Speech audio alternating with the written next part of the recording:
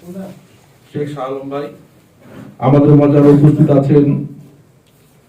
এই BTR gate ব্যবসায়ী সমিতির সাধারণ সম্পাদক মোহাম্মদ জাহাঙ্গীর শাহ, সহ সভাপতি দেওয়ান আব্দুল রাজ্জাক, দুজন বীর মুক্তিযোদ্ধা,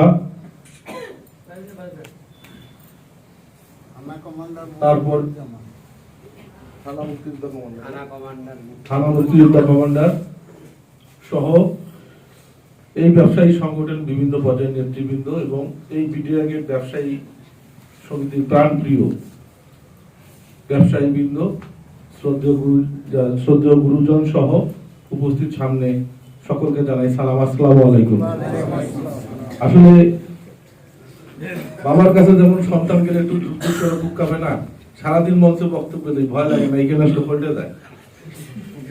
এর কিন্তু বড় কারণ হচ্ছে যে আসলে পরিবারের কাছে কেউ কোনোদিন অতিথি হইতে পারে, বিটিআর গেটে কিন্তু আমার তাই হয়।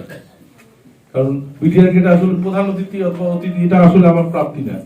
আমি আপনাদের পরিবারের একজন সদস্য। আমি এই সমিতির কিন্তু সদস্য ছিলাম, এই সমিতির সদস্য ছিলাম গত বছর পর্যন্ত ছিলাম। এই বছর হয়তো কোনো কারণে, করোনা হোক অথবা রাজনৈতিক অস্থিরতার কারণে হোক, এবার আমার সদস্যপদ বাদ গেছে।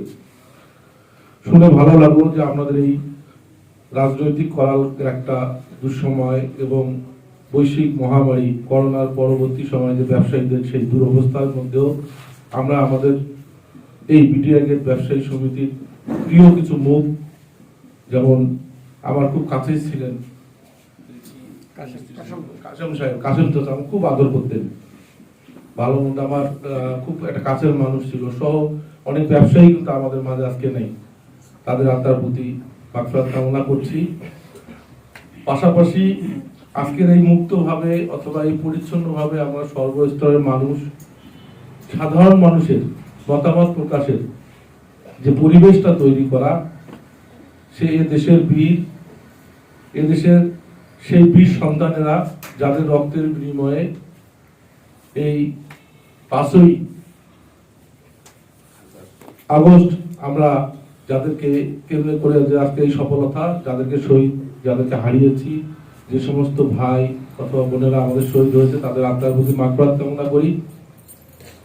পাশাপাশি ৭১ স্বাধীনতার শহীদ সহ এই লালমনিরহাট জেলার সার্বভৌমত্ব এবং স্বাধীনতাকে ধরে রাখার জন্য যে এই জেলার শহীদ বীর মুক্তিযোদ্ধারা আছেন, তাদের প্রতি সালাম এবং সম্মান জানিয়ে আমি আমার কথা শুরু করছি।